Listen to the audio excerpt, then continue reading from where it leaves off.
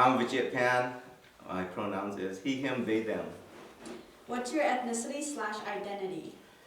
I throughout my life I say Cambodian, but recently I've been saying Khmer. Occupation or industry you're working in slash what you're working towards.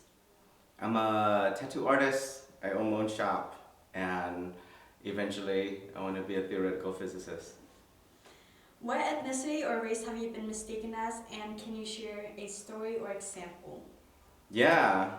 So I grew up getting mistaken for everything from being Indian to Native American to Mexican, but mostly I get Filipino. And the most surprising one was being called Eskimo as a slur, and that was fun times. That was actually only a few years ago that happened, so it was great. What's a stereotype you've heard about Cambodians? The one thing that I hear mostly is that we're not really, we don't strive towards anything, or at least we don't really do anything with our lives, basically. But what I've seen is that when people come back from vacationing in Sakmai, they come back and they say how friendly we are over there in comparison to Bukmai down here. We're really mean and what's called judgmental in comparison, and so yeah, that's the stereotype that I see mostly being Khmer or being in the Khmer community. What does your family call you? Any nicknames? Oh my God, it's all slurs.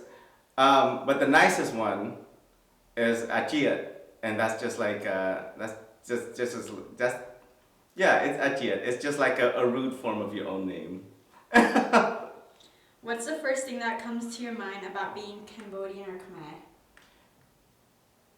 The first thing that comes to mind is that I don't think a lot of people know who we are or what type of people we are, and from there, I think about like how rich our history was, and how we were such a powerful nation back then, to have turned into a people that is just absent from people's minds, you know? Like we used to be a whole superpower down in our own location, and then throughout history we just get diluted and diluted and diluted into a point where we're not even thought of anymore.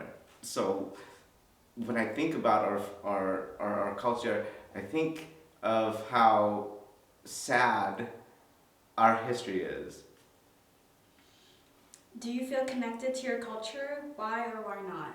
I don't feel connected to my culture, mainly because growing up, I personally tried my hardest to be away from it, because of all the negativity that I've grown up with in my family and in my community, that I don't want to fit in that mindset.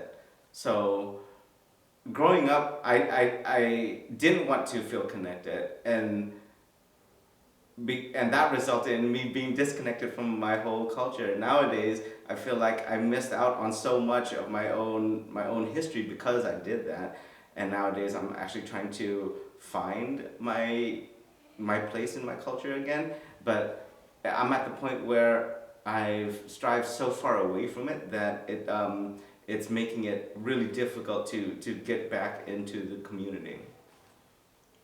Why did you want to participate in this project? Um, I wanted to participate mainly because I wanted to get back into the community, and I was having a hard time figuring it out myself. And so I was hoping that doing something like this and being a part of something like this, I can force myself to learning how other people are, and maybe connecting with that part of our community and that part of our society.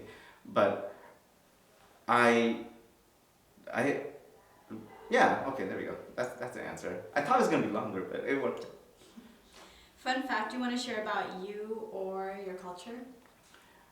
What do I want to?